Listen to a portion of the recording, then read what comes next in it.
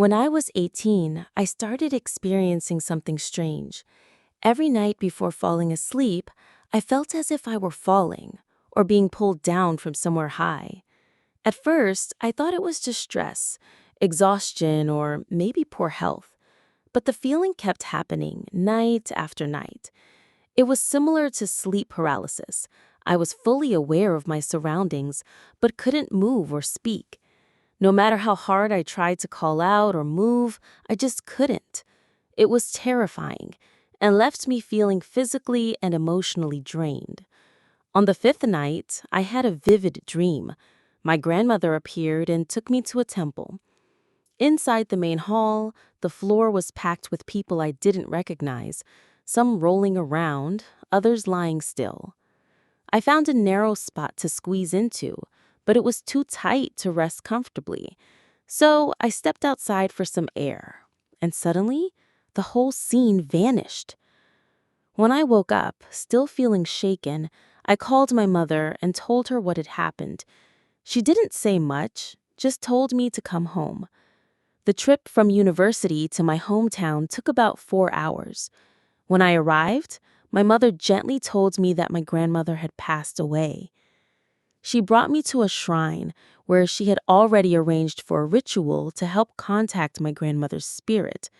A priest performed a ceremony asking my grandmother to understand that I was still young and had responsibilities. I don't remember all the details, but one thing stayed with me.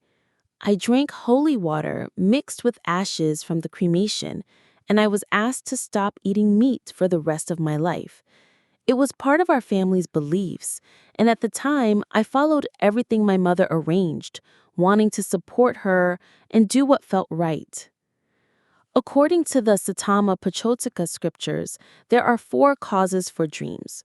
1. Physical illness. 2. Emotional anxiety. 3. Inspiration from higher beings. And 4. Spiritual omens. For most people, including me, dreams usually come from a mix of exhaustion and anxiety. In my case, the falling sensation likely came from lack of sleep, intense study, and pressure from upcoming exams.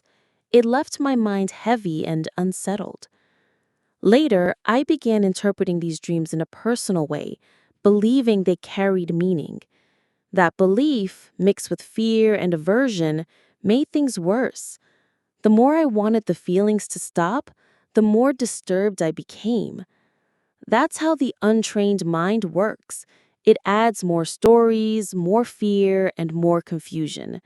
In Buddhism, this is known as avijjā, ignorance, or not seeing things clearly.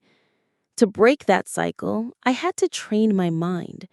Through mindfulness and mental development, I began to see things as they really are. As my mind grew stronger, it became capable of understanding and resolving challenges with wisdom and calm.